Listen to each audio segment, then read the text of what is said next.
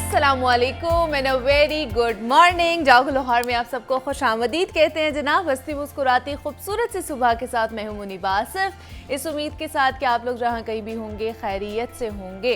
तो जनाब नया हफ्ता है, नए दिन का आगाज़ करते हैं हमेशा की तरह एनर्जी के साथ और पॉजिटिविटी के साथ, और अपने प्रोग्राम का भी आगाज़ करते हैं। आज हम सब ये जानने की कोशिश करेंगे कि जनाब अज़दवाजी ज़िंदगी में मोहब्बत, एहतराम और ताउन करना बुनियादी सतून होता है जो इस रिश्ते को मजबूत बनाता है। लेकिन जब आपका शरीक हयात काम कर रहा हो और दूसरा घर पर हो तो ये तो तवाज़ुन बरकरार रखना कभी कभार जो है ना वो मुश्किल हो जाता है। लेकिन असल चीज़ यही है कि आप मुश्किल वक्त में चीज़ों को संभालें और ऐसे हालात में ख़ुद को बड़ा साबित करें। तो आज के इसी मौजू के मुतालिक हम बात करेंगे और कुछ अहम चीज़ों पर रोशनी भी ज़रूर डालूंगी। सबसे पहले ये कि हमें ये समझना होगा कि मुख्तलिफ़ रोज़मर्रा की ज़िम्मेदारियाँ होती हैं और मुख्तलिफ़ नोयत की होती हैं, लेकिन इन सब का मकसद एक ही होता है, ख़ानदान की खुशहाली या फिर घर वालों की भलाई करना।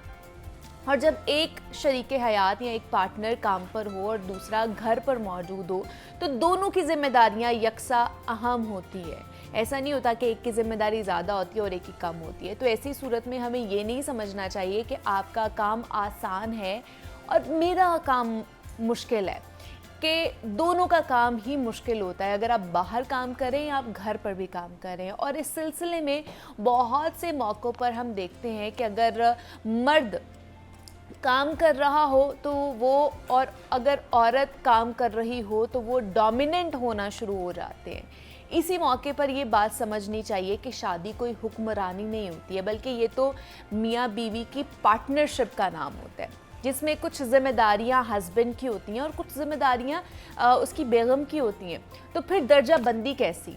घर में रहने वाला शरीक हयात मुमकिन तौर पर घर की देखभाल करता है, बच्चों की तरबियत करता है, दीगर घरेलू मामलात का ज़िम्मेदार होता है, उनको संभाल रहा होता है। और ये ज़िम्मेदारियां बाज़ औक़ात आसान होती है, लेकिन इनकी अहमियत से इनकार नहीं किया जा सकता है। इसलिए ज़रूरी होता है कि काम करने वाला जो शरीक हयात है, ये जो पार्टनर है, अपने शरीक हयात के उन कामों को तस्लीम करे और उनकी कदर भी ज़रूर करे। मिसाल के तौर पर अगर शौहर काम पर जाता है और बीवी घर पर रहती है, जो कि यूजुअली होता यही है, तो शौहर को ये समझना चाहिए कि बीवी का काम भी उतना ही मुश्किल होता है और थका देने वाला होता है जितना उसका अपना काम है। उसके लिए ज़रूरी है कि जब वो घर पर आए तो घर के कामों में थोड़ा बहुत, मैं ये नहीं कह रही कि ज़्यादा, थोड़ा बहुत हाथ बटाए, बीवी की मेहनत को एटलीस्ट तस्लीम करे, एक्सेप्ट करे। इसी तरह बीवी को भी शौहर की मेहनत की कदर करनी चाहिए और इसके साथ एहतराम से पेश आना चाहिए। रिश्ते में बराबरी और एहतराम बरकरार रखने के लिए दोनों को एक दूसरे की हदूद और ज़रूरियात का एहतराम करना बहुत ज़रूरी है। और अगर शौहर को दफ्तर में कोई टेंशन है, किसी दबाव का सामना है, तो बीवी को इसका साथ देना चाहिए। और अगर बीवी को घर के कामों में कोई मुश्किल हो रही है तो शौहर को इसका साथ देना चाहिए। ये वाइस वर्सा चल रहा होता है, क्योंकि ये ताल्लुक़ बाहमी एहसास और हमदर्दी से चलता है और उन्हीं से कामयाब भी बनता है। आखिर में हमें ये याद रखना चाहिए कि शादी में कोई भी रोल जो है वो कमतर या फिर बदतर नहीं हो सकता, या आपसे बढ़कर कोई भी रोल नहीं हो सकता। यानी ख़ानदान में हिस्सा डालने के लिए ना सब काम एक जितने अहम होते हैं। सब हम जब हम एक दूसरे के कामों की कदर करते हैं ना और बाहमी एहतराम से पेश आते हैं तो हमारे रिश्ते में ना सिर्फ खुशी होती है बल्कि सुकून भी आ जाता है और हम अच्छे तरीके से अपने रिश्तों में फलते फूलते भी हैं, आगे भी अपने रिश्तों को मजबूती के साथ लेकर चलते हैं।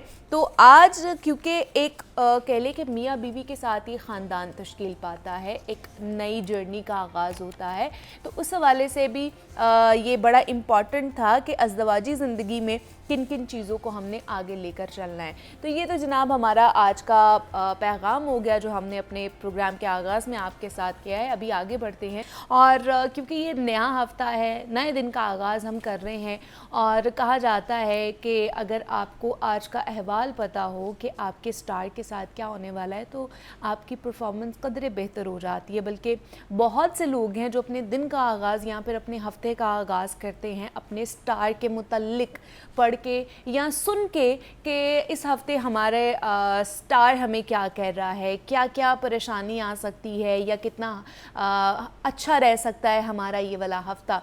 तो उसके मुतल्लिक हमने आज बात करनी है और हमने उसी से मुतालिक गेस्ट को भी बुलाया है जो हमें बताएंगे कि कौन सा स्टार जो है इस हफ़्ते एक्सेल करने वाला है, ग्लोरीफाई होने वाला है, या उसके लिए ये हफ़्ता बहुत अच्छा है या किन्हीं के लिए बहुत बुरा भी साबित हो सकता है। तो इसमें बात करने के लिए एस्ट्रोलॉजिस्ट एंड पामिस्ट दाऊदी हमारे साथ स्टूडियोज़ में मौजूद हैं। दाऊद जी, आपको वेलकम कहते हैं जागो लाहौर में। कैसे हैं आप? बहुत शुक्रिया आपने प्रोग्राम में बुलाया, और बिलाशुबा हफ्ते का आगाज़ जो है बिल्कुल अल्लाह के नाम से ही होना चाहिए। हाँ। हम अगर स्टार्स की एनर्जी भी जो लोग वेरी करते हैं उनको भी काफ़ी चीज़ें पता चलता है कि उन्होंने किस तरह की एहतियाती तदाबीर करनी होती है, इख्तियार करनी है। बिल्कुल ऐसे ही है। तो आज हम इसी से स्टार्ट करेंगे अपने प्रोग्राम का आगाज़ भी, इसलिए हमने आपको बुलाया कि शुरू में ही आपसे पूछ लें कि हमारे स्टार्स का आगाज़ किस तरह का होने वाला है और ये वाला हफ्ता हमारे लिए कैसा रहेगा। तो स्टार से शुरू कर लेते हैं। मेरे ख्याल से ये जो महीना चल रहा है ये लियोज़ का महीना चल रहा है, तो लियो से स्टार्ट कर लेते हैं, उसके बाद फर्दर बाकी चीज़ों पर आते हैं, क्योंकि बहुत से लियोज़ की आजकल में बर्थडेज भी आ रही हैं और कुछ की गुजर भी गई है। तो लियो के लिए ये वाला हफ्ता खास तौर पर किस तरह का रहने वाला है?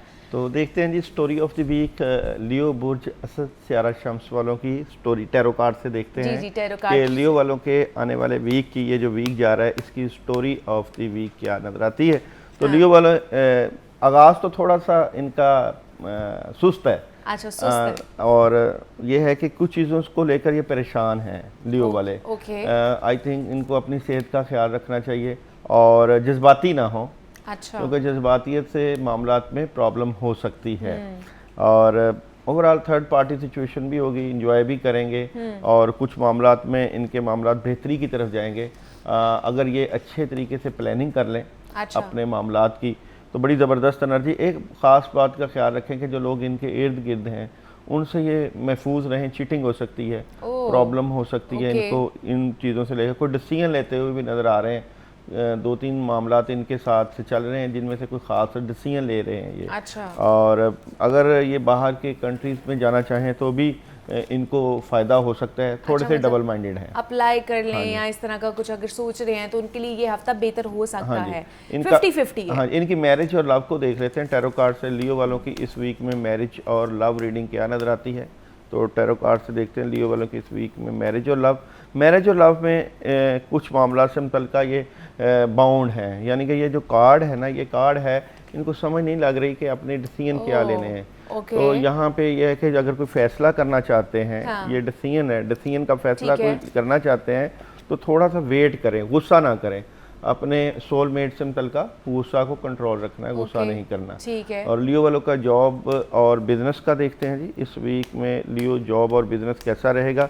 तो जॉब और बिजनेस में नई शुरुआत कर सकते हैं। अच्छा, और बिगिनिंग है, ये कार्ड है बिगिनिंग, नई शुरुआत का।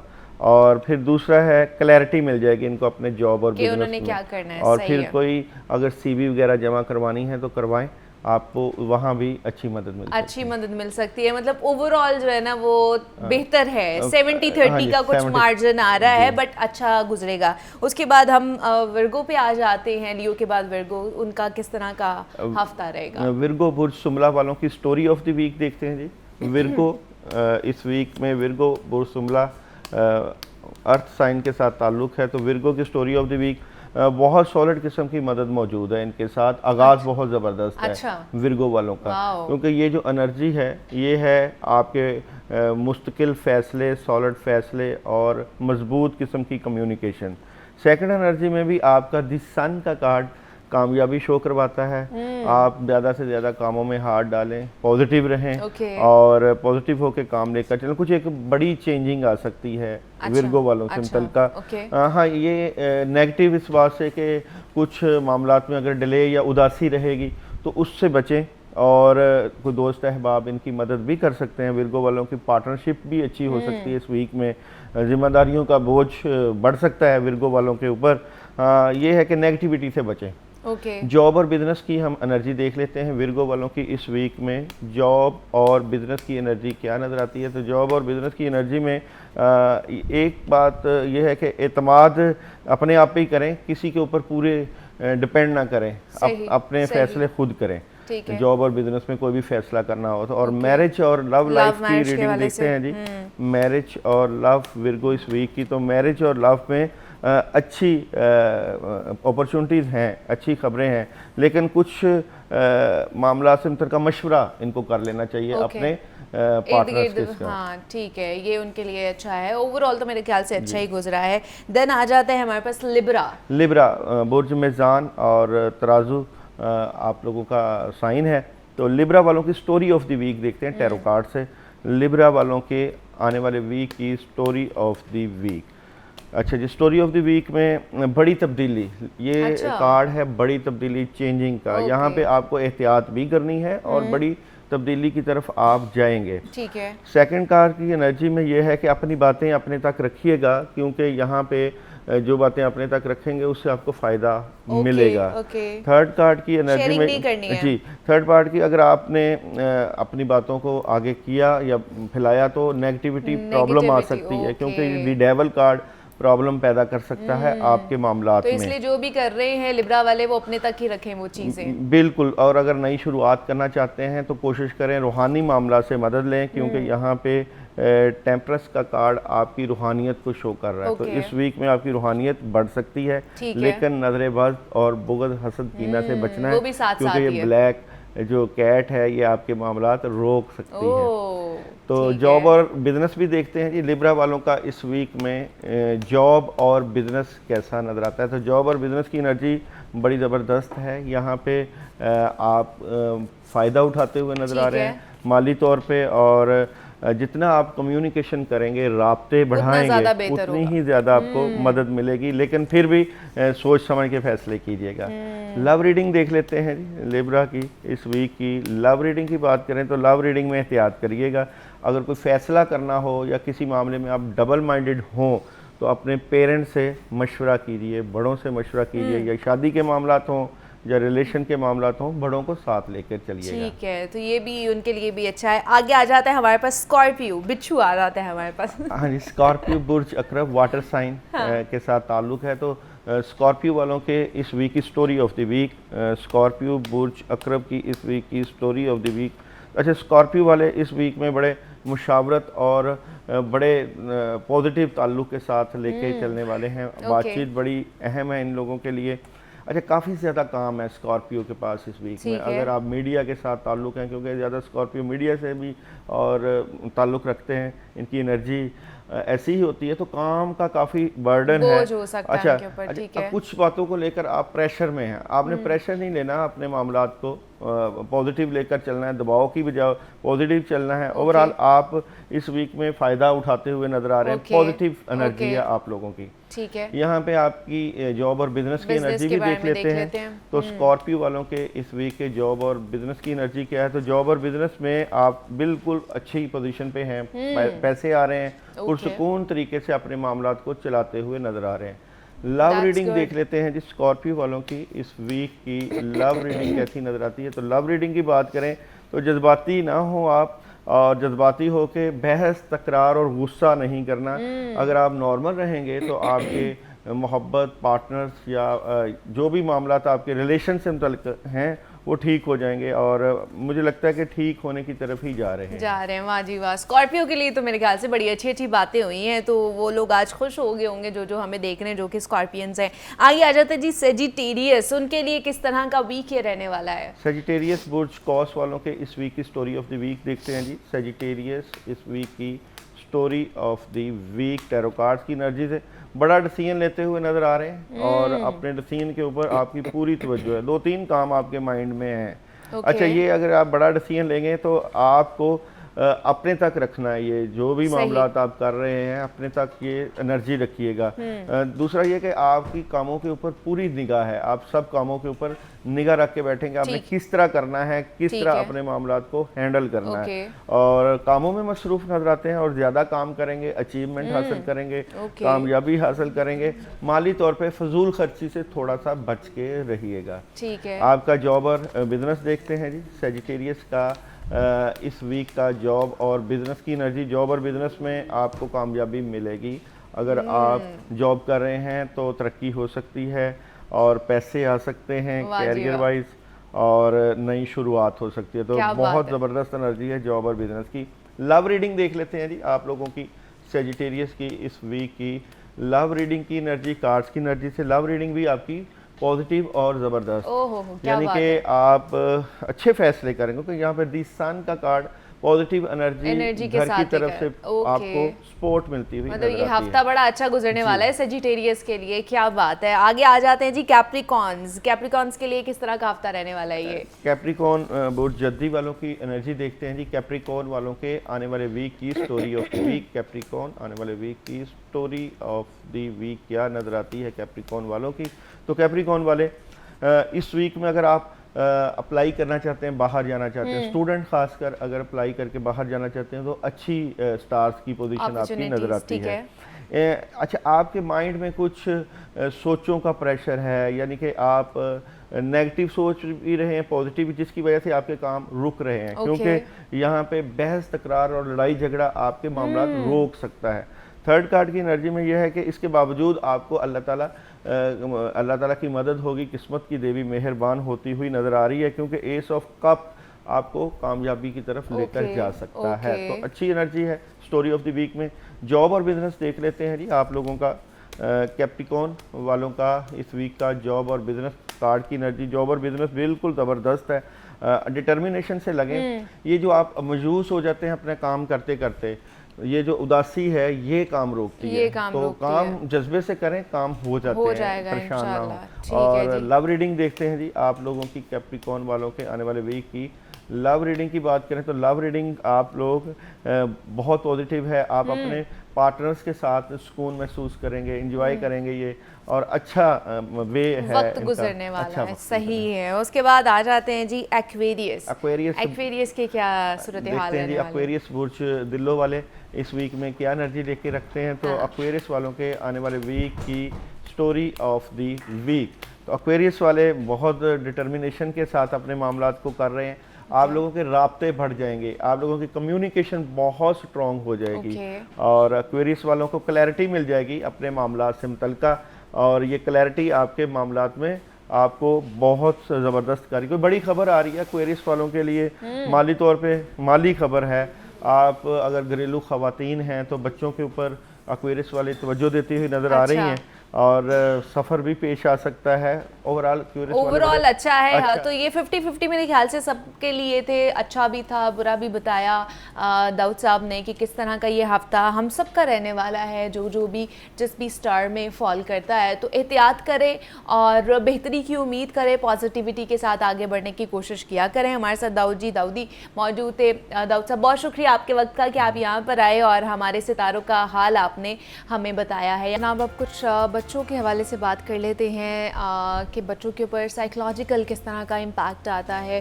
पहले ज़माने में कहा जाता था कि जनाब बच्चों को मार मार के हम सीधा कर देते हैं या डांट डपट करके हम लोग बच्चों को सीधा रखते हैं, लेकिन आज के दौर में ये जो चीज़ें हैं, ख़ास तौर पर मारना पीटना या बच्चों को डांटना और किसी के सामने भी बच्चे को डांट देना या अग्रेसिवली बिहेव करना, ये बच्चों की भी जो इज़्ज़त है या सेल्फ़ इस्टीम है उसको मजरूह कर रही होती है। और बच्चे बहुत ज़्यादा आज के इस दौर में बच्चों को अवेयरनेस आ गई हुई है और वो इस चीज़ को बहुत ज़्यादा फ़ील करते हैं कि किसी के सामने आप उनकी डिसरिस्पेक्ट कर रहे हैं।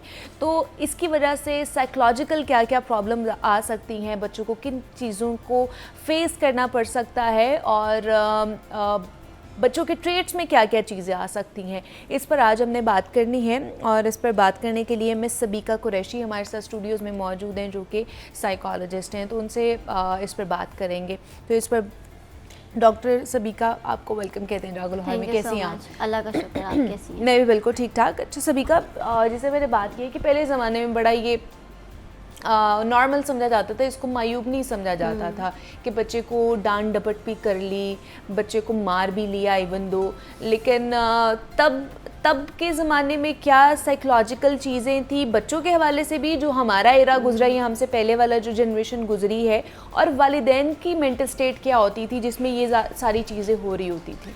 मुझे ऐसा लगता है कि जो पहले का हमारा टाइम गुजरे, जो हमारी पहले की जनरेशन थी, उसमें इतनी डांट डपट या मारपीट कॉमन तो थी, लेकिन अब ये चीज़ ज़्यादा हो गई है। अच्छा। अब ये चीज़ ज़्यादा हो गई है। बच्चों में साइकोलॉजिकल इश्यूज़ भी इसी वजह से ज़्यादा देखे जा रहे हैं, क्योंकि जो बच्चे हैं वो एडल्ट से ज़्यादा सेंसिटिव होते हैं emotionally. They feel very easily disrespect, humiliation, वो बहुत जल्दी फील करते हैं। लाइक मैं ज़्यादा एज की बात नहीं करती, वन अब 2-3 साल का बच्चा भी है, अगर आप उसको डांट रहे हैं इन फ्रंट ऑफ एवरीबडी, तो वो इस चीज़ को बड़ा फील करता है। वो आपको रिएक्ट करके दिखाता है कि ये चीज़ मुझे बुरी लगी है। आप उसके फेशियल एक्सप्रेशन से इजीली जज कर सकते हैं कि यस, उसने ये चीज़ जो है वो बुरी मानी है या उसको अपनी डिसरिस्पेक्ट फील हुई है। तो मुझे ऐसा लगता है कि पहले से ज़्यादा, although it's a very generational gap, although but still मुझे ऐसा लगता है कि अब ये मार पीट, डांट डपट, गुस्सा, ये पेरेंट्स अब ज़्यादा करते हैं। अच्छा। जिसकी वजह से यही चीज़ बच्चों में भी जो है वो जनरेट होना शुरू हो गई है। बच्चों में भी गुस्सा बहुत ज़्यादा आना शुरू हो गया है, जिसकी वजह से जो है वो बच्चों में जो साइकोलॉजिकल इश्यूज़ हैं उसकी रेशियो भी ज़्यादा देखी गई है। लेकिन पहले के ज़माने में ये समझा जाता था कि हम जितना बच्चे को अंडर कंट्रोल रखेंगे थ्रू डांट डपट या फिर मारपीट, उतना बच्चा हमारा फर्माबरदार रहेगा। तो वाकई ऐसा है, डांट डपट के साथ या मारपीट के साथ हम बच्चे को फर्माबरदार बना सकते हैं? नहीं, आप रेबिलियस बनाते हैं बच्चे को। देखें, there is a very slight difference between obedience and आप कह लें कि डिसिप्लिन। अगर आप चाहते हैं कि आपका बच्चा डिसिप्लिन सीखे, डैट इज़, देखें अब एक 3-4 साल का बच्चा है या 5 साल का बच्चा है, आप उसको क्या ओबीडियंस, क्या फर्माबरदारी क्या सिखाएंगे? आपके अकॉर्डिंगली, पेरेंट्स के अकॉर्डिंगली ये देखना ज़रूरी है कि पेरेंट्स के लिए फर्माबरदारी की डेफिनेशन क्या है। अच्छा। कि अगर आप कह रहे हैं कि बच्चा अगर बैठा है तो खड़ा हो जाए, खड़ा है तो बैठ जाए, तो दिस इज़ नॉट ओबीडियंस। देखें, डिसिप्लिन सिखाना इज़ समथिंग वेरी डिफरेंट। लेकिन अगर आप मारपीट करेंगे तो बच्चा भी यही सीखेगा कि मैंने भी, आप उस अपने जो उसके सिबलिंग्स हैं या उसने अपनी आगे लाइफ में जाके गुस्से में बात करनी है तो उसने अपनी बात मनवानी है, उसने ओबीडियंस सिखानी है। तो मेरे ख्याल से कि फर्मा बरदारी नहीं बच्चा सीखता, बच्चा ग्रेजुअली आपसे बागी होना शुरू हो जाता है। तो वो फर्मा बरदारी में नहीं आता, वो आप बच्चे में बल्कि ही स्ट्रेस, एंग्जाइटी वो ज़्यादा और इस तरह की चीज़ें ज़्यादा जनरेट कर देते हैं। मतलब आज के दौर की हम बात करें, पिछले दौर में तो शायद ये होता होगा और शायद बच्चे फर्माबरदार होते भी होंगे डांट सुन के या फिर मारपीट सुन के, लेकिन आज का बच्चा जो इतना अवेयर हो चुका है, हम इसलिए डांट भी खा लेते थे, मार भी खा लेते थे, क्योंकि तब हमें अवेयरनेस नहीं होती थी। लेकिन मुझे ऐसा लगता है कि फर्माबरदारी में और डर में बड़ा फ़र्क होता है। हाँ। देखें, अगर को हम ये समझते हैं कि हम पहले की जनरेशन थी वो डांट डपट के फर्माबरदार बन जाती थी, तो ये भी हो सकता है कि वो डर जाती हो। हाँ, ये भी हो सकता है, कहीं ना कहीं डर का एलिमेंट भी होता था कि अब क्योंकि माँ बाप की बच्चों के साथ कम्युनिकेशन लेवल इतना ज़्यादा है, वो फ्रेंड वाला जोन बनता जा रहा है, उसकी वजह से भी ये चीज़ें मेरे ख्याल से कहीं ना कहीं लगता है कि पहले की जो वैल्यूज हॉन्ट करती हैं, जो पहले की वैल्यूज़ थी, जो हमारे टाइम की वैल्यूज़ थी, दोज वर वेरी डिफरेंट। अब दौर है सोशल मीडिया का। अच्छा। बच्चे ये समझते हैं कि पेरेंट्स को शायद इतनी अवेयरनेस नहीं है जितनी हमें अवेयरनेस है। तो पहले के ज़माने में शायद parents were more like willing to give time to their children. अब मदर्स भी जॉब कर रही हैं, फादर्स भी वर्किंग हैं, शायद उस तरह से आपका कम्युनिकेशन गैप भी है, जिसकी वजह से जब पेरेंट्स आ रहे हैं और बच्चे कुछ आगे से कह रहे हैं, तो वो एक जो एग्रेसिव टोन है कि बस मान जाओ, या एक हसल वाला टाइम है मदर्स के पास, मदर्स ने ये काम करना है और बच्चे तंग कर रहे हैं तो डांट के बिठा दिया, थप्पड़ लगा दिया, मार दिया। तो मेरे ख्याल से कि वो चीज़ पेरेंट्स में और बच्चों में गैप भी लाती है। अच्छा। बच्चों में सेपरेशन जो एक चीज़ है कि वो पेरेंट्स से दूर होना शुरू हो जाते हैं और जो आपकी सोशल लाइफ है उसके साथ ज़्यादा इंडल्ज हो जाते हैं। तो आई थिंक ये भी एक डेंजरस है, क्योंकि दे आर लर्निंग समथिंग। वो गुड भी हो सकता है, वो बैड भी हो सकता है, क्योंकि आपको भी पता है सोशल मीडिया पे सब कुछ अवेलेबल है और आपको नहीं पता कि वो जिस कंपनी में रह रहे हैं दैट इज़ गुड और बैड। तो फिर क्या करें? मतलब अगर बच्चा ज़िद कर रहा है या बच्चा बहुत ज़्यादा उस तरह की हरकतें कर रहा है जो कि माँ बाप को बिल्कुल भी गवारा नहीं है और माँ बाप उसको सही राह पर लेकर आना चाह रहे हैं, तो इसमें फिर माँ बाप क्या करें? गुस्सा ना करें, डांट डपट भी ना करें। फिर अगर ज़्यादा बच्चों को आज़ादी दें या रिलैक्सेशन दें तो बच्चे बिगड़ भी जाते हैं। आज के दौर में जिस तरह की चीज़ें हम बात कर रहे हैं कि वो फिर बाहर जाके सोशल मीडिया से बहुत सी ऐसी चीज़ें, नेगेटिविटी या बैड थिंग्स भी ऑप्ट कर लेते हैं जो कि हमारे घरों में वो चीज़ें नहीं हो रही होती है। तो फिर उस सेंस में वालिदैन को क्या करना चाहिए? देखिए, मुझे ऐसा लगता है कि ये चीज़ बहुत इनिशियल स्टेजेस पे आपको स्टार्ट कर देनी चाहिए। Like when your kid is like 2 और 3 years old, तब बच्चा अगर कोई बदतमीज़ी करता है या किसी को मारता है तो हम बड़ा खुश होते हैं कि बच्चा एक बड़ी अच्छी वो चीज़ कर रहा है, शरारतें कर रहा है, तो वो एक शरारत नहीं है। लेकिन वो बिहेवियर तब से ही आप उसको ना प्रमोट करना शुरू हो गए। बच्चे को फिर आप डिफ्रेंशिएट नहीं करें कि that is a good behaviour और ये वो नॉटीनेस है। तो we should discriminate between the both behaviour कि डैट इज़ गुड और डैट इज़ बैड। आपको ये एलिमिनेट बिहेवियर को करना पड़ता है कि लाइक अगर पेरेंट्स मना कर रहे हैं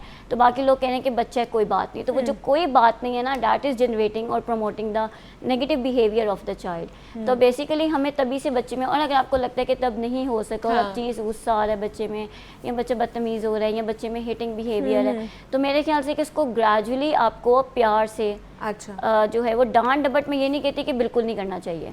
that is a very ideal situation कि मैं कहूँ बस प्यार प्यार हो। ऑब्वियसली पेरेंट्स डांटते भी हैं, बट मेरे ख्याल से कि हाथ उठाना या बहुत ज़्यादा shouting behaviour of the parents, it's not good. आप प्यार से बच्चे को समझा सकते हैं और बच्चा समझता है, ऐसा नहीं है कि बच्चा समझता नहीं है, बल्कि जो बच्चा देखें अगर आप गुस्से से कहेंगे तो वो बच्चा स्टबर्न हो जाएगा। सही, वो कहेगा ठीक है मैंने नहीं करना, वहाँ पे आप क्या करेंगे?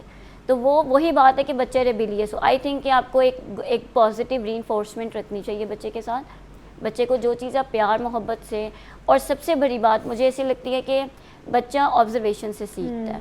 For example if you are shouting और इफ़ यू आर एग्रेसिव तो बच्चा वो भी करेगा। तो आप फिर समझते हैं कि बच्चा आपके साथ बदतमीजी से बात कर रहा है। ठीक है। तो मेरे ख्याल से the way you are expressing your emotions वो बच्चा आपसे सीखेगा और वही उसमें बिल्ड होएगा। सही। तो द पॉइंट इज़ कि आप डांट डपट करें बट एक लिमिट में। Balance is very important. लेकिन अगर इस तरह की सिचुएशन रहती है घरों में या वालिदैन इस तरह की सिचुएशन करते हैं, डांट डपट मारपीट, तो जैसे जैसे बच्चा बड़ा होता जाता है, वो बच्ची या बच्चा दोनों हो सकते हैं, तो उसकी शख्सियत पर किस तरह के असरात मुरतब हो सकते हैं या उसकी पर्सनैलिटी किस तरह की डेवलप हो सकती है, किन प्रॉब्लम्स का उससे इन फ्यूचर सामना करना पड़ सकता है? देखिए सबसे पहले तो अगर घर का ये इन्वायरमेंट है बहुत ज़्यादा जिस तरह आपने बात की, तो ऑब्वियसली बच्चा जो है वो आपके अपने घर से बाहर टाइम स्पेंड करना शुरू हो जाएगा। फर्स्ट ऑफ ऑल उसमें सबसे ज़्यादा क्या है कि एंग्जाइटी बहुत ज़्यादा होगी, स्ट्रेस बहुत ज़्यादा होगा, एंगर बहुत ज़्यादा होगा। बच्चा है या बच्ची है, हो सकता है वो ड्रग इश्यूज़ में चले जाएं, ड्रग्स लेना शुरू हो जाएं अपने स्ट्रेस को रिलीज़ करने के लिए। सेपरेशन एंग्जाइटी बच्चों में आना शुरू हो जाती है बहुत जल्दी, क्योंकि वो पेरेंट्स से दूर होना शुरू हो जाते हैं। सोशल एंग्जाइटी बहुत ज़्यादा होती है, पैनिक अटैक्स जनरेट होना शुरू हो जाते हैं because they are unable to handle their stress. तो जब भी आपका जहन जो है वो एक स्ट्रेस को हैंडल नहीं कर पा रहा, तो आपके फिजिकल सिम्टम्स की सूरत में वो स्ट्रेस सामने आना शुरू हो जाता है, क्योंकि mind and body are inter related with each other. तो बच्चे में बहुत ज़्यादा जो है वो साइकोलॉजिकल इश्यूज आना शुरू हो जाते हैं। तो मेरे ख्याल से कि अगर आपका घर का इन्वायरमेंट अगर ऐसा है भी, तो बच्चे के सामने थोड़ा सा आर्टिफिशियल इन्वायरमेंट रखें, क्योंकि बच्चा नहीं समझता। जिन पेरेंट्स की आपस में बहुत ज़्यादा लड़ाई होती है वो बच्चे की पर्सनालिटी को बिल्कुल डैमेज कर देती है। और जो बच्चे अब इन टीन आ चुके हैं, टीन एज में आ चुके हैं और पीछे से ये सारी चीज़ें देखकर आ चुके हैं, तो अब वो क्या करें? उनको क्या रिवर्स किया जा सकता है? उनकी ट्रेड्स को, उनकी पर्सनालिटी को बेहतर किया जा सकता है? वालिदैन अब क्या करें? देखिए रिवर्स तो नहीं किया जा सकता, बट येस मैनेज किया जा सकता है। आपकी ज़िंदगी में कोई भी डिलीट या बैक का बटन नहीं है जो आपने किया और वो सब हो गया। Yes we can manage the things. हम बच्चों को अंडरस्टैंड करवा सकते हैं कि पेरेंट्स के साथ जो बच्चे की लाइफ है वो बिल्कुल डिफरेंट, और पेरेंट्स की जो आपस की लाइफ है डैट इज़ वेरी डिफरेंट। ये हमने डिस्क्रिमिनेट करवाना है बच्चे को।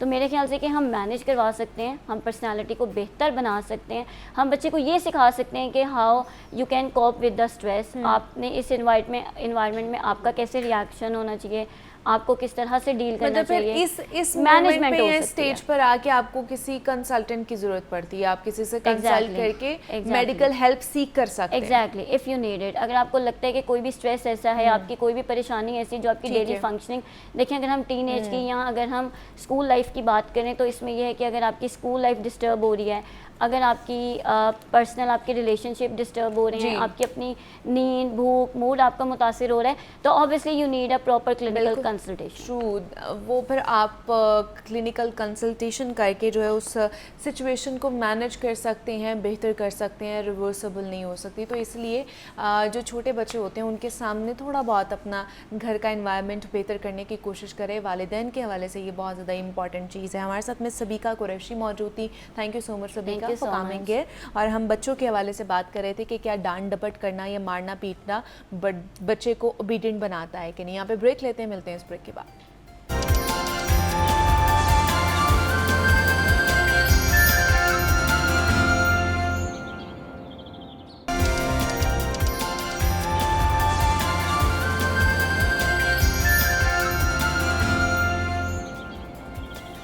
बैक टू जागो लाहौर। जनाब, लाहौर के हवाले से कुछ बात कर लें तो लाहौर समेत पंजाब भर में नाबालिग बच्चों की शादी का इंकशाफ सामने आया है और जिसके बाद इंतज़ामिया ने ये फ़ैसला लिया है कि अब किसी गलती पर निकाह रजिस्ट्रार या सेक्रेटरी को जेल भेजा जाएगा। इस पर भी बात करेंगे और साथ ही साथ लाहौर समेत पंजाब के दीगर शहरों की सफाई के इक़दामात पर भी बात होगी कि पंजाब भर की सफाई के मामले को आउटसोर्स करने पर कॉन्ट्रैक्टर्स ने अपने तहफ़्फ़ुज़ात का इजहार क्यों किया है। 3 साल के कॉन्ट्रैक्ट का जो तखमीना है वो 393 अरब लगाया गया है और आउटसोर्स करने से कोई बेहतरी आएगी या नहीं आएगी, और साथ ही साथ शहरी फिर अपनी शिकायत कहाँ करेंगे। इस स्टोरी की भी मज़ीद हम लोग अपडेट लेंगे, तफसीलात पर बात करेंगे और इसके साथ साथ डिविजनल कमिश्नर्स और डेप्यूटी कमिश्नर्स के इख्तियारात के मुतल्लिक भी बात होगी, क्योंकि अब असलहा, लाइसेंस और तरक्याती स्कीम्स को फ़ाल और पाया तकमील तक लाने में इनके पास मुकम्मल इख्तियारात होंगे। और आखिर में आटे की कीमतों में कमी पर भी बात होगी। तो आज डिफरेंट इश्यूज़ हैं जिनको हमने आज हाईलाइट करना है, जिन पर बात करनी है और उनका हल ढूंढने की भी कोशिश करनी है। तो इस पर बात करने के लिए हमारे साथ chief reporter Imran Akbar Studios में मौजूद है। इमरान, आपको वेलकम कहते हैं जागो लाहौर में। कैसे हैं आप? जी बहुत शुक्रिया, मैं ठीक हूँ अल्हम्दुलिल्लाह। इमरान साहब, आज हमने 3-4 टॉपिक्स हैं जिनको हमने केटर करना है और जिनके हवाले से हमने अपडेट देनी है अपने देखने वालों को कि ये मसला क्या चल रहा है और इसका हल किस तरह किया जा सकता है। तो सबसे पहले तो लाहौर में जो कम उम्र बच्चों की जो शादियां हो रही हैं और इसका इंकशाफ हुआ है और कहा गया है कि निकाह रजिस्ट्रार या फिर सेक्रेटरी को जेल भेजा जाएगा।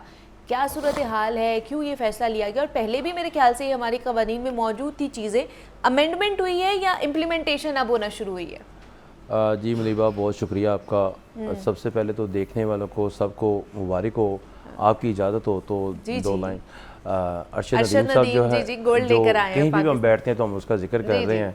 वो वाहिद बच्चा है जो किसी सिफारिश के बगैर, बेशक किसी सिफारिश के बगैर, सिर्फ दुआओं से और अल्लाह ताला की मदद हुई और है अपनी मेहनत से, और अपनी मेहनत से, जिसकी वजह से सारी कौम इतने क्राइसिस में जो है वो मुतहिद हो चुकी है। एक नई खुशी मिली है, खुशी उनकी हुई। देखिए, एक बंदे ने, सिर्फ एक बंदे ने खुशी दी है। तो लोग जो है घर घर में कोई भी आप अकाउंट खोल लें, वहाँ पे यही चल रहा है। अरशद नदीम की बात हो रही है, बेशक। तो अल्लाह ताला इसको और आगे लेकर जाए। एक अच्छे तरीके से ये जो जेवलिन थ्रू गेम है, इसमें पाकिस्तान का बड़ा अच्छा रोल पैदा हो गया और इसमें आगे जाएगा।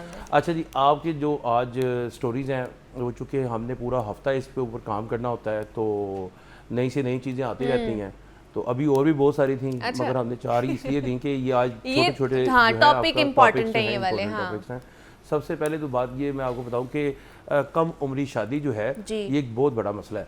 अच्छा, जो आज भी पंजाब के बहुत सारे देहातों में, बहुत सारे लोगों में कल्चर है कि बच्चा 14 साल का हुआ, 13 साल का हुआ तो उसकी शादी कर दी। और जो इंकशाफ ये हुआ है, ज़रा ये बता रहे कि जो रजिस्ट्रार होता है या वहाँ का मौजूदा सेक्रेटरी होता है वो मिले होते हैं, और वो जब 16-18 साल का होता है तो फिर उसका जाके वो कॉलम भर दिया जाता है। तो इतनी देर में 2-3 बच्चे भी हो गए होते हैं, तो जिसकी वजह से ये दरखास्तें वगैरह भी आई हैं पंजाब लोकल गवर्नमेंट में कि ये मामला चल रहे हैं काफ़ी जगहों पे, और 100 से ज़ायद दरखास्तें हैं ये यानी कि 100 से ज़ायद दरखास्त। पता नहीं चलता इतना बड़ा पंजाब हो गया है, 12.5, 13, 14 करोड़ की आबादी हो गई है, और आपके लाहौर शहरी नहीं पकड़ा जा रहा। 1 करोड़ से 2 करोड़ 30 लाख तो सेंसिस के मुताबिक है। और उसके बाद तो मुझे लगता है 2 करोड़ भी ऊपर चली गई होगी, अब तो 2-2.5 तक जा रहा है पॉपुलेशन तो हमारी इतनी ज़्यादा, तो पता ही नहीं चलता कि कौन से इलाके में कहाँ पे जिरगा बैठा, कहाँ पे कोई आपस में बातचीत हुई, कहाँ पे उसको रजिस्ट्रार को बुलाया गया, वो कॉलम छोड़ दिया जाता है। अब उस कॉलम के लिए जो है वो हदूद हरबा जो है वो रख दिया गया कि इसको आपने ऑनलाइन करना है। कहीं भी कुछ हो, आपने वो रजिस्ट्रार ने अगर वो फॉर्म लिया है तो उसका नंबर जो है वो ऑनलाइन कर देना है, ताकि वहाँ पे नज़र आ जाए कि ये कॉलम पुर है या नहीं है। उसमें उसकी डेट ऑफ बर्थ लाजमी रखनी है और शनाख्ती कार्ड जो है वो साथ लिखना है। अगर ना हुआ तो सीधा जेल। तो ये तो कवानीन पहले भी थे ना इमरान? जी बिल्कुल मसला ये है कि इम्प्लीमेंटेशन कब होनी है? मैनुअल था ना, ऑटो में नहीं था। सही। अभी तो आप मुझे बताएंगे ना कि फलां जगह पे फलां, अभी भी बहुत सारी चीजें जो हैं उसमें लकूनाज हैं। सही। उसको प्लग इन कर रहे हैं। अच्छा। जब इन चीज़ों को प्लग इन करते हैं तो उसके लिए चाहिए एक्सेस।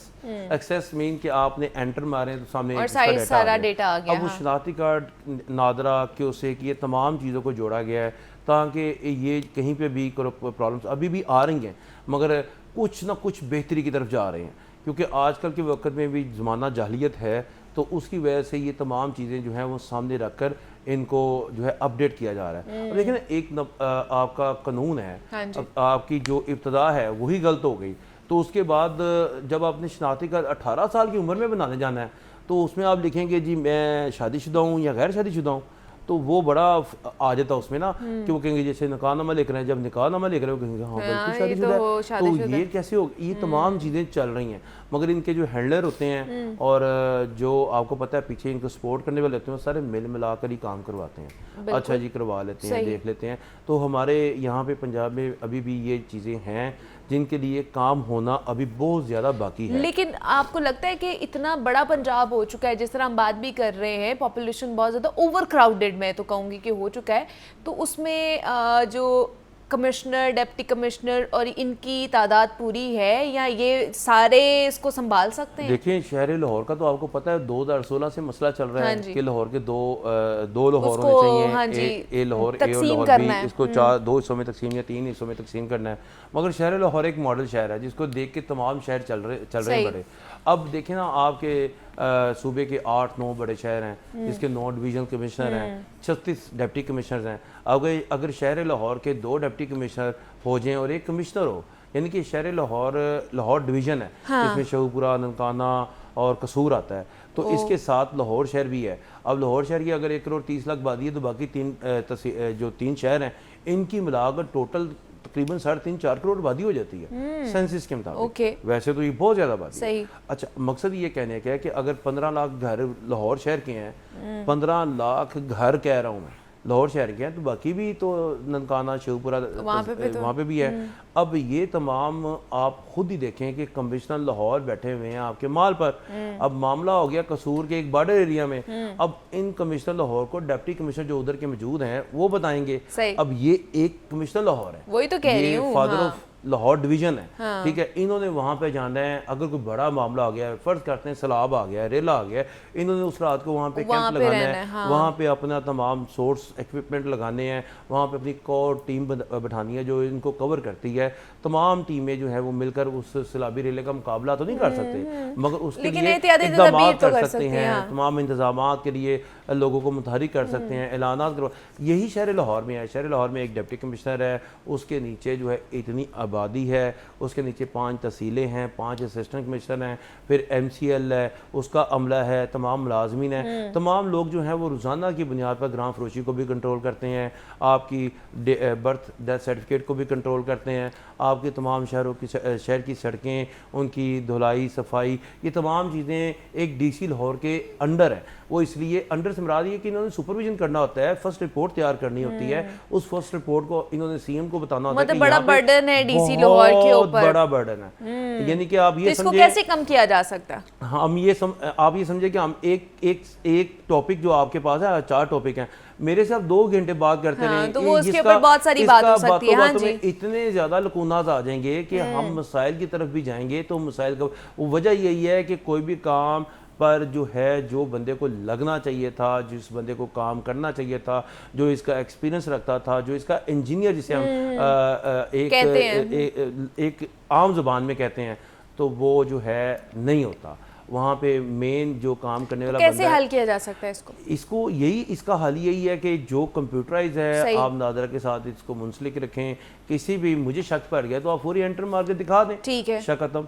अब बाहर के मुल्कों तो में तो ऐसे होता है, वो तो परेशान हो जाते हैं कि ये कैसे हो गया।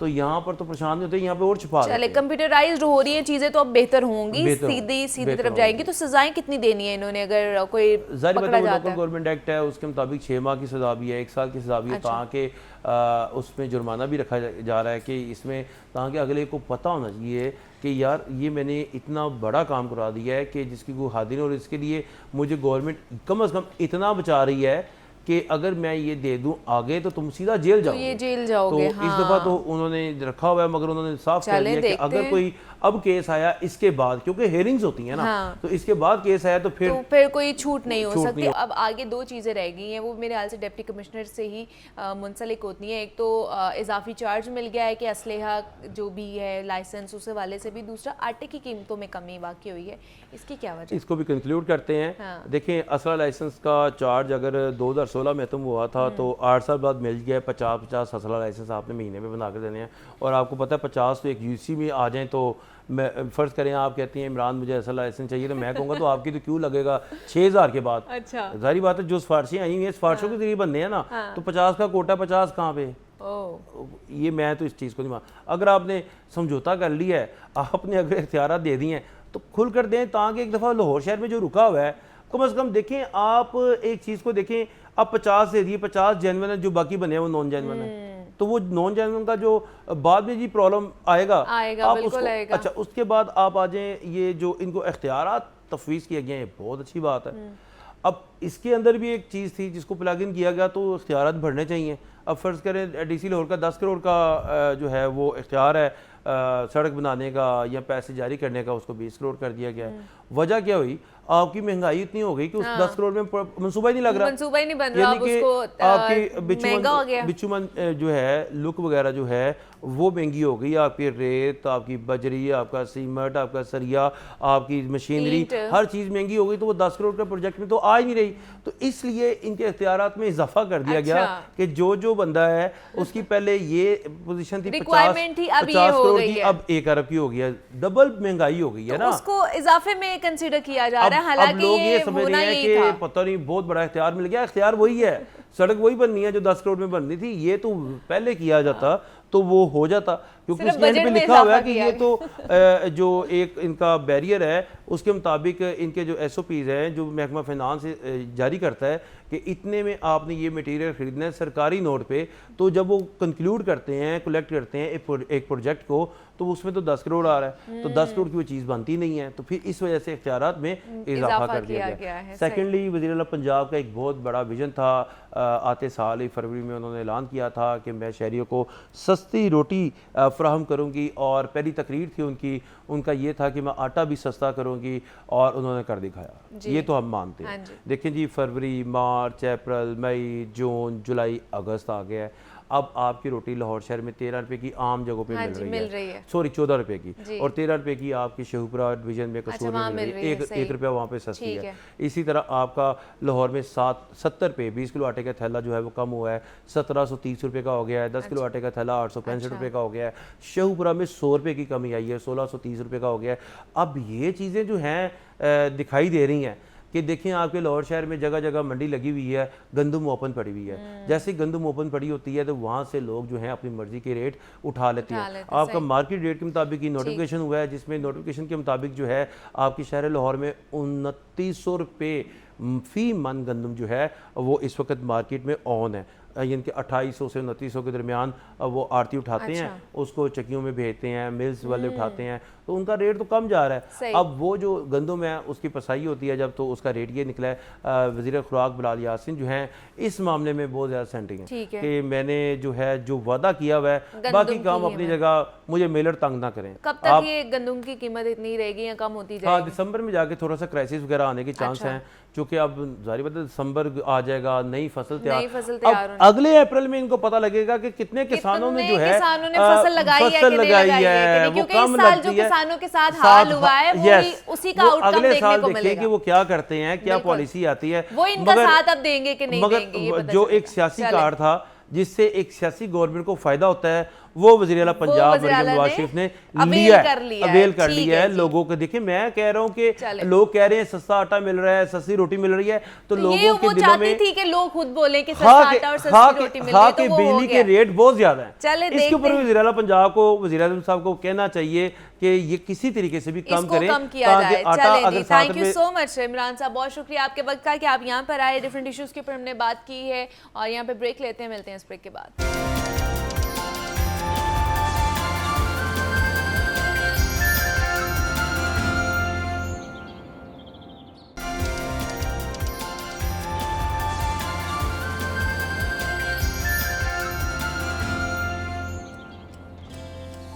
टू जागो लाहौर। जनाब, मानसून के स्पेल के बाद जहां मौसमी बीमारियों ने तमाम उम्र के लोगों को जकड़ लिया है, वहीं कम उम्र बच्चे भी इसका शिकार हो रहे हैं। और हाल ही में हस्पतालों में देखी गई सूरत हाल ये है कि 6 माह से लेकर 3 साल के उम्र के बच्चे बहुत ज़्यादा बीमार हो रहे हैं। और सरकारी हॉस्पिटल्स तो एक तरफ हैं, प्राइवेट हस्पतालों में भी अब बीमार बच्चों का रश लगा हुआ है। और सरकारी हस्पतालों के बच्चे वार्ड्स में एक एक बेड पर 3-3 बच्चे ज़ेरे इलाज हैं। कोविड-19 से पहले हमने देखा था कि आमतौर पर बच्चों को इस हाल या फिर तय की बीमारी लगती थी और वो 1-2 दिन में ठीक हो जाती थी, मगर अब देखने में ये आया है कि इन बीमारियों की मुद्दत में 1-2 दिन से 1 हफ्ते पर इसका जो मुद्दत है, इसकी मुद्दत चली गई है। आखिर इसकी वजह क्या है और साथ ही साथ क्या बच्चों की क़ुव्वत मुदाफ़त मुतासर हो रही है, और कोरोना की वबा के बाद आम बीमारियां भी शिद्दत क्यों पकड़ रही हैं, इस पर हमने बात करनी है। इस पर बात करने के लिए हमारे साथ डॉक्टर हुज़ैमा मौजूद हैं स्टूडियोज़ में, जो कि चाइल्ड स्पेशलिस्ट हैं, तो उनसे बात करेंगे इसके मुतालिक। डॉक्टर हुज़ैमा, आपको वेलकम कहते हैं जागो लाहौर में। कैसे हैं आप? जी अल्हम्दुलिल्लाह, मैं ठीक हूँ। डॉक्टर साहब, सबसे पहले तो ये बताइए, आजकल बच्चे इतना बीमार क्यों हो रहे हैं? मतलब के और वॉमिटिंग और पेट दर्द, इस तरह की चीज़ें, बुखार, इवन दो कि हर बच्चे को हम देख रहे हैं कि आए रोज़ इस मौसम में बहुत ज़्यादा हो रहा है। देखिए, इसका आपके क्वेश्चन का जो जवाब है वो सिंपल है, वो है हाइजीन। यस, सफाई सुथराई, जैसे आम ज़बान में हम लोग कहते हैं। मसला ये आता है कि सफाई सुथराई को मेंटेन नहीं किया जाता। हालांकि इसका ताल्लुक कुछ भी मतलब पैसे से या अमीरी गरीबी से नहीं है, तो और इस वजह से, और एक और मौसम जो आपने बताया, मौसम ऐसा है यानी कि ह्यूमिडिटी है। ह्यूमिडिटी होने की वजह से जो चीज़ें जिनकी नॉर्मली अगर लाइफ वो बाहर पड़ी रहे वो ज़्यादा होती है। अच्छा। लेकिन आजकल के मौसम में ये बड़ी जल्दी ख़राब हो जाती है, इवन घर की चीज़ें भी। फिर ऊपर से लाइट का आपको पता है कि आना जाना, तो कई दफ़ा फ्रिज में बड़ी चीज़ें भी ख़राब हो जाती हैं। तो ये बड़ी मतलब बेसिक्स है जिसकी वजह से, और आपको पता है फिर बच्चे जो है वो बाहर से भी चीज़ें खाने के बहुत शौकीन होते हैं और वालिदैन भी खिला देते हैं कुछ मजबूर होके। तो इस वजह से फिर क्या कहते हैं, ये चीज़ें बढ़ती हैं। और यही वजह कि आजकल प्राइवेट हो या गवर्नमेंट का हॉस्पिटल हो, एक बच्चों की बड़ी तादाद यानी वॉमिटिंग और लूज टूल यानी कि पखानों के साथ आई हुई होती है। अच्छा, इसके साथ ज़्यादा लोग प्रेजेंट हो रहे हैं हॉस्पिटल्स के अंदर। अच्छा, ये भी है। और पेट दर्द का भी बहुत ज़्यादा प्रॉब्लम आ रहा है बच्चों के अंदर। पेट दर्द बेसिकली इसी का एक पार्ट है ना। जब इसको जो गैस्ट्रोएंटराइटिस है, जिसको आमतौर पर गैस्ट्रो, इसके लिए लूज सी टर्म यूज़ की जाती है। गैस्ट्रोएंटराइटिस में वॉमिटिंग यानी कि लूज टूल यानी कि पखाने लग जाना, पेट का दर्द होना और बुखार भी इसकी एक अलामतों में से एक है। ओके, ठीक है। ये वो अलामतें हैं जो कि अगर आपके बच्चे को हैं तो आप समझ लें कि इसको गैस्ट्रो की प्रॉब्लम हो गई है बच्चों में। और बच्चे ऑब्वियसली बता तो नहीं सकते हैं, तो ये ख़ासतौर पर माँ के ऊपर डिपेंड करता है कि वो कितनी ज़्यादा विजिलेंट है और वो किस तरह उस साइंस एंड सिम्टम्स को लेकर चल रही है। अच्छा, दूसरा ये, हम आपको नहीं लगता कि जब से कोविड-19 के एरा से हम लोग निकले हैं तो उसके बाद से इनकी जो शिद्दत है बीमारियों की, आम बीमारियों को भी इवन दो, वो बहुत ज़्यादा होती जा रही है? इसकी क्या वजह है? क्या हमारा इम्यून सिस्टम बहुत कमज़ोर हो गया हुआ है इस वजह से? अच्छा, इसमें ना मैं थोड़ा सा आपसे इस बात पे एग्री इसलिए नहीं करूँगा कि मैं, जब मुझे याद है 2008 में चिल्ड्रन हॉस्पिटल में ट्रेनिंग कर रहा था। अच्छा। उस वक्त भी बच्चों की एक बहुत बड़ी तादाद इस बीमारी के साथ आती थी। और थ्रू आउट यानी कि मेरी ट्रेनिंग के और एज अ कंसल्टेंट भी देर काम करने के, मैंने देखा कि ये चीज़ें मुतवातर आती रही। अब 220 में हुआ क्या, जब कोविड आया ना तो लोग बहुत ज़्यादा अलर्ट हो गए। हाँ जी। ऑटोमेटिकली उनका बाहर जाना बंद हो गया। ऑटोमेटिकली उनकी जो गन बला खाते थे बच्चे वो कम हो गया, और स्कूल वो जा नहीं पा रहे थे। आपको पता है बड़ी तादाद ऐसी होती है जो कि कैफेटेरिया के नाम पे अपने वालिदैन से पैसे लेके जाती है। तो वो एक बच्चों के लिए ना, और इंटरेस्टिंगली कोविड ने बच्चों को ज़्यादा डिस्टर्ब भी नहीं किया। अच्छा। बच्चे कुछ समवट उनसे ना रेजिस्टेंट से कोविड से, अल्लाह ताला की तरफ से था कि भाई पूरी दुनिया में कोई भी एक नॉर्मल बच्चा कोविड से डेथ रिपोर्ट नहीं हुई है। जिन 12-15 बच्चों की डेथ रिपोर्ट्स हुई हैं उनके साथ और मसले चल रहे थे। थी, हाँ। किसी का किडनी का था, किसी का हार्ट का था।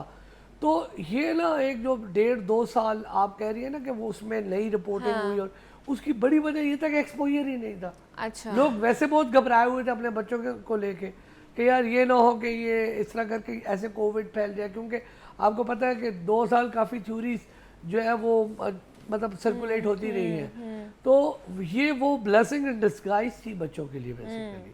और जैसे ही वो रूटीन लाइफ में वापस आए हैं तो वो चीज़ें स्टार्ट हो गई हैं।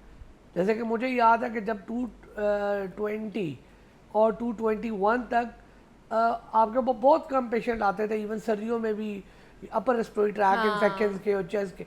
क्योंकि होता ही है कि आप घर में ही हैं, आप कहीं मूव तो कर नहीं रहे हैं, ठीक है, और स्कूल भी नहीं जा रहे थे बच्चे के, लॉकडाउन हुआ था। तो जब वो स्कूल जाना स्टार्ट हुआ है तो फिर होता है कि वायरस आपको पता है तेज़ी से फैलता है, और लोग आके क्वेश्चन भी करते थे यही कि यार ये लास्ट 2 ईयर तो बच्चे माशाल्लाह ठीक रहे हैं, और अब जाके उनको ये, तो फिर मैं उनको ये बताता था कि लास्ट 2 इयर्स का आप सिनेरियो भी तो देखें ना, तो उसमें एहतियात बहुत ज्यादा वो की है, ऑटोमेटिकली हो रही SOPs का ख्याल रखा था ना। हाँ, तो ये वजह है। तो एज सच ये नहीं है कि उसका कोई कोविड का या अच्छा। उसका इम्यून से ताल्लुक है, मेरा नहीं ख्याल, और इस तरह की कुछ अभी तक कोई प्रूवन फैक्ट भी नहीं है। हाँ ये हुआ है कि जैसी रूटीन पर 222 में वापस आए हैं हम लोग, तो अब वो चीज़ें रिपोर्ट होने तो वो स्टार्ट हो दोबारा से जो आम बीमारियां थी वो दोबारा से रिपोर्ट शुरू हो गई हैं, और हमें लग रहा है कि उसकी शिद्दत बढ़ गई है। हालांकि वो वैसे ही है, सिर्फ अंदर थोड़ा सा गैप आया था। 2019, 18, 17 को अगर आप कंपेयर कर ले 223, 24 से, तो ऑलमोस्ट सेम सिचुएशन। अच्छा, फिर इस मौसम में बच्चे को बुखार तो हो रहा है, लेकिन गला ख़राब, रेशा और ये भी चीज़ें, और ये ज़्यादा चल रही हैं, मतलब जो 1-2 दिन में सही हो जाता है वो लिंगर ऑन कर जाती है। असल में देखिए उसकी जो बड़ी वजह है ना, उसकी बड़ी वजह ये है कि अगर आप कहें तो उसकी जो बड़ी वजह है महंगाई जो अब चल रही है। क्यों? लोगों की अफोर्डेबिलिटी में अब अच्छी खुराक रही नहीं है। अच्छा। और आपको पता है कि आपके मतलब फल फ्रूट्स में या वेजिटेबल्स में मल्टी वाइटामिन होते हैं जो कि आपकी इम्यूनिटी को बूस्ट करने में मदद देते हैं। अब ये आप देखें ना कि एक आम मजदूर बंदा कैसे अफोर्ड कर सकता है कि अपनी फैमिली को क्या कहते हैं फल रेगुलर बेसिस पे दे, और माशाल्लाह से जो अमीर लोग हैं उनके बच्चे थोड़े हैं, और जो गरीब लोग हैं उनके बच्चे ज़्यादा हैं, उनके वैसे ही इतनी ज़्यादा क्या कहते हैं खर्चे होते हैं कि वो पूरे करें तो वो कुछ आगे दे सके ना। और यही वजह से है कि इस वक्त पाकिस्तान में तकरीबन 45% बच्चों की ग्रोथ ही स्टंट हो गई है। यानी कि वो अब हम लोग अब कह लें एक छोटी कौम बनती जा रही है। क्यों? हमारी ग्रोथ ही नहीं हो रही है। जब न्यूट्रिएंट्स ही नहीं मिलेंगे, आपकी हड्डियाँ ही नहीं बढ़ेंगी, आपके प्रोटीन्स नहीं मिलेंगी, तो फिर यही सिचुएशन बनती है। तो ये एक बेसिकली एक अलार्मिंग सिचुएशन है, और मैं ये समझता हूँ कि इसमें ज़रा बस अब कुछ सिचुएशन इस तरह की है कि जो किसी के कंट्रोल में नहीं है। लेकिन फिर मैं यही कहता हूँ कि अपनी कैपेसिटी में रहते हुए जिस कदर भी हो सके इन चीज़ों को प्रायोरिटाइज किया जाए। तो फिर क्या करें? इतनी महंगाई है तो फिर क्या बच्चों को क्या खिलाएं, क्या ना खिलाएं? मतलब ये जो बेसिक चीज़ें हैं, रोटी चावल, ये चीज़ें तो घर में बनती है, और हमें लगता है कि इन्हीं के थ्रू हमारी ग्रोथ अच्छी हो रही है, या फिर हमें तमाम तो जितने भी न्यूट्रिएंट्स हैं हमें चाहिए होते हैं वो हमें मिल रहे हैं। हमारे बड़ों का तो यही कॉन्सेप्ट है। देखें बात यह है कि रोटी चावल हर चीज़ का अल्लाह ताला ने जो भी खाने की चीज़ें बनाई हैं उनका अपना एक रोल है, ठीक है। आप रोटी को चावल पे या चावल को रोटी पे या गोश्त को सब्ज़ी पे या सब्ज़ी को दालों पे प्रेफर नहीं कर सकते। जो चीज़ें एक चीज़ में है वो दूसरी में नहीं है, तो हर चीज़ का एक्सपोजर होना ज़रूरी है। इसी तरह आपके फ्रूट्स हैं, फ्रूट्स का भी होना ज़रूरी है, लेकिन अनफॉर्चुनेटली महंगाई में लोग गोश्त भी अफोर्ड नहीं कर सकते, ठीक है। फिर वो चलो गोश्त का ये है कि आप सेकंड क्लास प्रोटीन आपको दालों में मिल जाती है, लेकिन अब तो दालें भी बहुत महंगी हो गई हैं। तो फिर ले दे के बात वही आ जाती है कि अपने ख़ानदान को अपने मुताबिक रखें। अच्छा, अगर आपकी अफोर्डेबिलिटी इतनी नहीं है तो आपको, मेरा ख्याल है अगर आप 2 बच्चे पाल सकते हैं प्रॉपरली तो आप 2 बच्चे ही हो तो आपके बेहतर है। क्योंकि देखें ना सिर्फ आपने सिर्फ बच्चे नहीं करने होते, बल्कि आपने एक अच्छी नेशन दे के जानी है। अगली जनरेशन अगर आपकी स्टंटेड है, अगर उसका IQ लो है, तो वो कैसे सर्वाइव करेगी इस दुनिया में। तो इसलिए ये हमारे जहन में होना चाहिए, और इसमें मैं इस चीज़ के हक़ में हूँ कि आप देखें कि आप कितने बच्चों की अच्छी तरबियत कर सकते हैं और कितनों को आप देख सकते हैं। तो मैं हरगिज़ भी ये नहीं है कि मैं अल्लाह पे बिल्कुल भरोसा करता हूँ और अल्लाह ही राज़िक है, लेकिन कुछ चीज़ें होती हैं जो कि आपको ऑब्वियसली नज़र आ रही होती है, तो आप बिल्कुल वो काम करते हैं और अल्लाह पे फिर भरोसा करते हैं। ठीक है। तो मेरा मैसेज यही है कि आप, क्योंकि ये चीज़ें ज़रूरी हैं, तो इन चीज़ों को सामने रख के ही आप अपने प्लान करें, प्लान कर सकते हैं, या फैमिली प्लानिंग को बहुत इम्पॉर्टेंट एक हिस्सा समझें अपनी लाइफ के अंदर। अच्छा, दूसरा, अगर बच्चे की तबीयत बहुत ख़राब हो रही है, बुखार हो रहा है, बार बार हो रहा है, गला ख़राब, रेस्पिरेटरी प्रॉब्लम्स होती जा रही है, ये सारी चीज़ें होती जा रही है, तो उसमें बच्चे को क्या देना चाहिए, क्या नहीं देना चाहिए, या जो खुद से हम लोग सिरप्स या फिर मेडिसिन खिला रहे होते हैं बच्चे को घर में टोटके करने के लिए, वो करने चाहिए, नहीं करने चाहिए? देखिए, कुछ टोटके तो एक्सेप्टेबल होते हैं कुछ सिचुएशन में, जैसे कि अगर किसी की चेस्ट ख़राब है और उसका वालिदैन उसे कुछ स्टीम दिला रहे हैं, हाँ जी, या उसे लाइक हनी वाटर देते हैं, केवा टाइप चीज़ें देते हैं, ये तो हेल्पफुल भी है। ओके। लेकिन आपने जो बात की ना, इसमें ये सिचुएशन देखनी चाहिए कि आपने कब अपने बच्चे को डॉक्टर को चेक फ़ौरन कराना है या उसे हॉस्पिटल ले जाने की ज़रूरत है, क्योंकि हर खांसता हुआ बच्चा या हर फ्लू वाला बच्चा या लूज टूल करने वाला बच्चा, ये वॉमिटिंग करने वाले बच्चे को लाजमी नहीं है कि हॉस्पिटल लेके जाना। तो कब लेकर जाना चाहिए? देखिए, इसमें जहाँ तक गैस्ट्रोएंटेराइटिस का ताल्लुक है ना, उसमें अगर आपको यूँ लग रहा है कि साइंस ऑफ डिहाइड्रेशन आ रहे हैं, यानी कि पानी की कमी हो रही है, अच्छा, तो आपको फ़ौरन जाना है। और पानी की कमी जो है वो आपको ऑब्वियसली उसमें बच्चों में इंडिकेशन हो रही होती है, जैसे कि माँ को नज़र आ रहा होता है कि बच्चा कुछ भी टॉलरेट नहीं कर रहा है, हाँ, जो भी वो ले रहा है वो वॉमिट आउट कर देता ओके, है, बच्चा मेरा लेथार्जिक हो रहा है, उसका अब जो यूरिन आउटपुट है यानी पेशाब आना भी कम हो गया है, या वो गाढ़ा आ रहा है और उसकी एक्टिविटी का लेवल अच्छा नहीं है, या वो लूज टूल के नंबर या अमाउंट बहुत बढ़ ज़्यादा गई है, तो ये तो एक बहुत ही आम सी, मतलब कॉमन सेंस वाली खातून भी पहचान लेती है कि this is the time to go to hospital. सही। तो ये चीज़ें हमें नोटिस में रखनी चाहिए। हाँ, लूज टूल है, बच्चा वॉमिटिंग करता है लेकिन कंट्रोल में है, हाँ, और बच्चे को ORS पिला रहे हैं, अच्छी अमाउंट में ORS दे रहे हैं, अदरवाइज बच्चा ठीक है, मतलब एक्टिविटी का लेवल बेहतर है, फीवर अगर होता भी है तो 100 से ऊपर नहीं जा रहा है, सही, तो ये वाले बच्चे घर में ही मैनेज हो जाते हैं। अच्छा, लेकिन अगर बात इससे बढ़ती है तो फिर डॉक्टर के पास जाना ज़रूरी है, और उसमें यही है कि अगर सिचुएशन ऐसी है कि आपको लगता है कि ज़्यादा ख़राब है तो फ़ौरन इमरजेंसी लेके जाना चाहिए, और फिर उसको असेस करके जो भी उसकी लैब्स करवानी है या उसका जो ट्रीटमेंट है, वो जो ड्यूटी डॉक्टर है वो डेफिनेटली उसका स्टार्ट कर देगा। वो फौरी से स्टार्ट करना चाहिए। तो मतलब ये साइंस एंड सिम्टम्स अपने दिमाग में रखें कि इस तरह के आ रहे हैं तो अपने बच्चे को फौरी तौर पर हॉस्पिटल और लेके जाना है। रेस्पिरेटरी ट्रैक की जहाँ तक बात की, कॉफ और उसकी, उसमें सबसे इंपॉर्टेंट चीज़ ये है कि बच्चे का ब्रीदिंग पैटर्न कैसा है। अच्छा, अगर बच्चे को बहुत ज़्यादा डिफिकल्टी हो रही है ब्रीदिंग में तो आपने घर नहीं बैठना है। ठीक है, मतलब कॉफिंग तो करते हैं बच्चे, हाँ, कई दफ़ा, और फ्लू भी बहुत होता है, लेकिन अगर आपको यूँ लग रहा है कि बच्चे का ब्रीदिंग रेट बहुत तेज़ है या वो खींच के सांस ले रहा है, तो this is the time you have to rush to the emergency. ठीक है, हॉस्पिटल आपने वो बच्चे को लेकर जाना है, तो इसमें आपने देर नहीं करनी है। अच्छा, मैंने ये देखा है कि अगर बाहर के ममालिक में देखा जाए तो वहाँ पे छोटे बच्चों को ही मल्टी वाइटामिन्स या इस तरह के सप्लीमेंट्स देना शुरू कर देते हैं, जैसे कैल्शियम हो गया, B12 हो गया, ये इस तरह की और भी चीज़ें होती हैं जो गमीज़ की सूरत में उन्हें दी जाती है ताकि उनकी न्यूट्रिएंट्स पूरी रहे।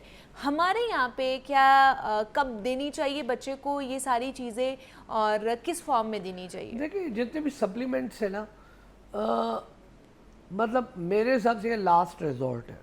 अच्छा, अगर आपका बच्चे की डाइट अच्छी है और वो फ्रूट्स लेता है, वो वेजिटेबल्स लेता है, वो खाना प्रॉपर आपके साथ खा रहा है, यानी कि एक बड़ा बच्चे की बात कर रहा हूँ, तो फिर majority of the time in चीज़ों की ज़रूरत नहीं पड़ती है। ठीक है, लेकिन अगर आपका बच्चा ये चीज़ें प्रॉपर्ली नहीं खाता और माँ पूरी कोशिश भी करती है उसके बावजूद भी। डॉक्टर खुज़ैमा हमारे साथ मौजूद थे, चाइल्ड स्पेशलिस्ट हैं, बच्चों की सेहत के हवाले से हम बात करते हैं। डॉक्टर साहब, thank you so much for coming here, और इसी नोट पर मुझे इजाज़त दीजिए, अपना बहुत सारा ख्याल रखिएगा, अल्लाह हाफ़िज़।